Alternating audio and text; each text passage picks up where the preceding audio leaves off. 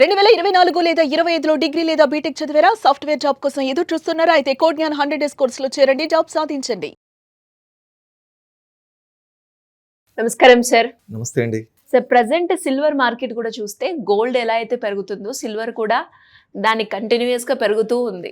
So మరి ఈ silver సంగతి ఎలా ఉండబోతుంది? మరి గోల్డ్ అయితే ఉగాది తర్వాత పెరుగుతుంది అని అంటున్నారు. సిల్వర్ పరిస్థితి కూడా అంతే అంటారా? మరి ఇందులో ఇన్వెస్ట్ చేసే వాళ్ళ పరిస్థితి ఏ విధంగా ఆలోచించి చేయాలి అంటారు? 2025 మనం గమనిస్తే it is a historical year అండి. గోల్డ్ అండ్ సిల్వర్లో మ్యాసివ్ రిజల్ట్స్.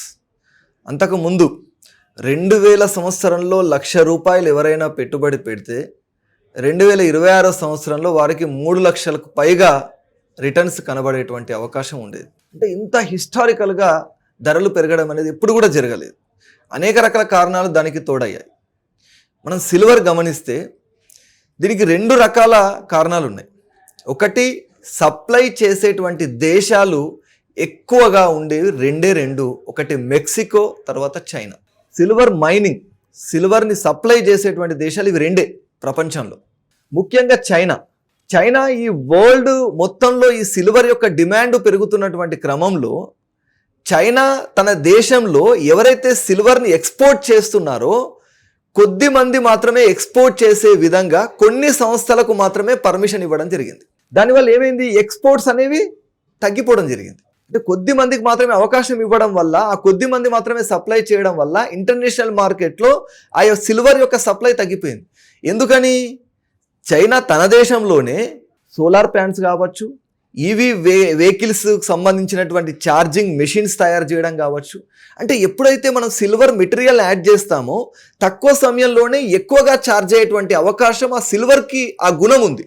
కాబట్టి చైనా ఈ యొక్క మెటీరియల్స్ తయారు చేసేటువంటి ఆధిపత్యం ప్రపంచంలో నా దగ్గర మాత్రమే ఉండాలి, నేను మాత్రమే ఇలాంటి ప్రోడక్ట్స్ తయారు చేయాలి అనేటువంటి ఒక ఆధిపత్య ధోరణితో దాని యొక్క సప్లైని తన కంట్రోల్లో ఉంచుకోవడానికి ప్రయత్నం చేస్తుంది. ఎందుకంటే ఆ ప్రోడక్ట్స్కి డిమాండ్ పెరిగినప్పుడు చైనాను మాత్రమే సంప్రదిస్తారు అనేది చైనా యొక్క ఉద్దేశం. దీనికి అనుగుణంగా ఎక్స్పోర్ట్స్ ఎప్పుడైతే కంట్రోల్ చేస్తుందో, కొరత ఎప్పుడైతే ఉంటుందో ఆటోమేటిక్గా మనకు డిమాండ్ ఎక్కువగా ఉన్నప్పుడు రేటు కూడా పెరగడం అనేది జరుగుతుంది. ఇప్పుడు భారతదేశం ఇంపోర్ట్స్ చేసుకోవాలి అనుకున్నట్లయితే సప్లై తక్కువ ఉంది కాబట్టి ఆటోమేటిక్గా సిల్వర్ రేట్ అనేది ఈరోజు పెరుగుతుంది. 100% రాబోయే రోజుల్లో మనకు ఇండస్ట్రియల్ పరంగా ఖచ్చితంగా దాని యొక్క యూసేజ్ అనేది పెరుగుతూ ఉంది కాబట్టి సిల్వర్ యొక్క రేటు కూడా భవిష్యత్తులో పెరిగేటువంటి అవకాశం ఉంది. కానీ ఇంటర్నేషనల్గా ఉండేటువంటి జియో పొలిటికల్ యొక్క ప్రభావం దీనిపైన చాలా తక్కువగా ఉంటుంది. ఎందుకంటే దీని యొక్క సప్లై అండ్ డిమాండ్ బట్టి మాత్రమే రేటు డిసైడ్ చేసేటువంటి అవకాశం ఉంది. ఎందుకంటే సోలార్ ప్యానెల్ డిమాండ్ కావచ్చు, ఈవీ వెహికల్స్ యొక్క డిమాండ్ కావచ్చు, గత 2-3 సంవత్సరాల్లో దీని యొక్క యూసేజ్ సిల్వర్ ఈ యొక్క సెక్టార్స్లో పెరగడం వల్ల మాత్రమే సిల్వర్ యొక్క ప్రాధాన్యత అనేది మనకు కనిపిస్తుంది. ఎందుకంటే సప్లై కొన్ని దేశాల మధ్య మాత్రమే ఉండడము, దాని యొక్క డిమాండ్ ఆల్ ఓవర్ వరల్డ్లో కనపడము, దీనివల్ల దాని యొక్క రేట్ అనేది పెరగడం ప్రారంభమైంది. ఈ ర్యాలీ అనేది కొనసాగుతుంది. ఎందుకంటే ఇప్పుడున్నటువంటి ఏ సెక్టార్ కూడా డిమాండ్ తగ్గేటువంటి సెక్టార్ కాదు, సప్లై పెరగడానికి అవకాశము లేదు. కాబట్టి ఖచ్చితంగా సిల్వర్ ఎవరైతే ఇన్వెస్ట్మెంట్ చేస్తున్నారో వాళ్ళు కానీ అప్పు చేసి ఇన్వెస్ట్మెంట్ చేయడం అనేది చాలా తప్పు. మనం ఒక న్యూస్ పేపర్లో ఒక ఆర్టికల్ వచ్చింది, 10 లక్షల రూపాయలు ఒక వ్యక్తి అప్పు తీసుకొని వచ్చి ఇన్వెస్ట్మెంట్ చేశాడు. ఎప్పుడు? అరౌండ్ 3,50,000 దగ్గర ఇన్వెస్ట్మెంట్ చేశాడు. ఏమైంది? 4 lakhs వరకు వెళ్ళింది. కానీ మళ్ళీ అది 2,30,000, 2,40,000 వరకు కూడా రావడం అనేది జరిగింది. 2,90,000, 3 lakhs, మళ్ళీ 2,50,000, ఇలా డిఫరెంట్ రేట్స్ అనేది గత 15 daysగా మనం చూస్తున్నాం. అంటే చాలా ఎక్కువ మొత్తంలో నష్టపోవడం జరిగింది అతను. కాబట్టి ఇలా అప్పు చేసి ఇన్వెస్ట్మెంట్ చేయడం అనేది చాలా తప్పు. మన యొక్క ఇన్వెస్ట్మెంట్ క్రైటీరియా ఎలా ఉండాలి? ఫ్యూచర్ యొక్క నీడ్స్కి అనుగుణంగా ఉండాలి. మనం పోర్ట్ఫోలియోలో చెప్తున్నాం చాలాసార్లు, 15 to 20% మాత్రమే మనం గోల్డ్ అండ్ సిల్వర్లో ఇన్వెస్ట్మెంట్ అనేది చేయాలి. ఇప్పుడు ఈరోజు చాలా కంపెనీస్, మనకు నిపాన్ సిల్వర్ ETF కావచ్చు, అదేవిధంగా ICICI ప్రుడెన్షియల్ సిల్వర్ ETF కావచ్చు, ఇవి మంచి రిజల్ట్స్ కనిపిస్తున్నాయి. కాబట్టి అట్లీస్ట్ వాళ్ళ యొక్క ఇన్కంలో, ఫర్ ఎగ్జాంపుల్ ఒక 30,000 శాలరీ ఉన్నటువంటి వ్యక్తులు ప్రతి మంత్ కూడా అట్లీస్ట్ ఒక 6,000 to 8,000 రూపీస్ ఈ ETFస్లో పెట్టుబడి పెట్టడం వల్ల లాంగ్ టర్మ్లో మనకు మంచి బెనిఫిట్స్ అనేవి కనిపిస్తాయి.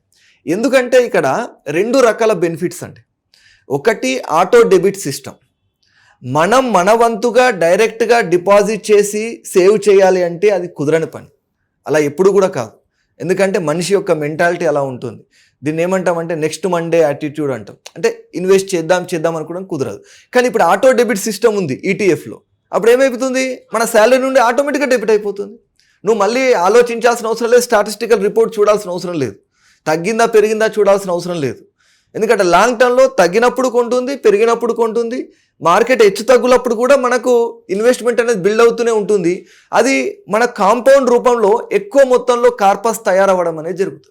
కాబట్టి ఒక 6,000 to 8,000 రూపీస్ మనం ఆటో డెబిట్ సిస్టంలో పెట్టుకుంటాం కాబట్టి మనకు భవిష్యత్తులో కాంపౌండ్ రూపంలో మంచి రిజల్ట్స్ రావడానికి అవకాశం ఉంటుంది. ఇంకా ఎవరికైనా కూడా మీరు అన్నట్టుగానే సిల్వర్ పరంగా కావచ్చు, గోల్డ్ పరంగా కావచ్చు, రకరకాల ఇన్వెస్ట్మెంట్ మార్గాలు అయితే ఉన్నాయి సార్.